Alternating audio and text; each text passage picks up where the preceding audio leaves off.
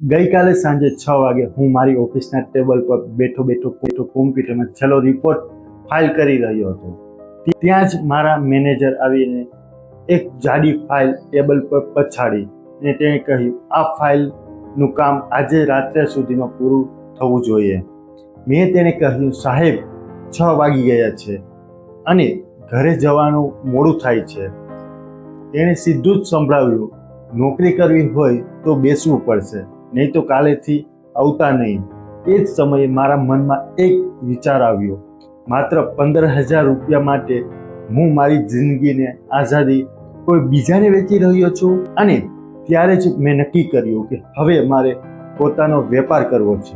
ને જો તમને પણ મારી જેમ નોકરીમાંથી કંટાળો આવતો હોય તો ધંધો કરવા માટે લાખો રૂપિયાની જરૂર નથી. માત્ર 15,000 રૂપિયાનો જ એક નવો વજન કાંટો અને હેન્ડ સીલિંગ મશીન લાવીને ઘર બેઠા મસાલા, મુખવાસ, વેફરના પેકિંગ કરવા માટે જોબ વર્ક શરૂ કરો.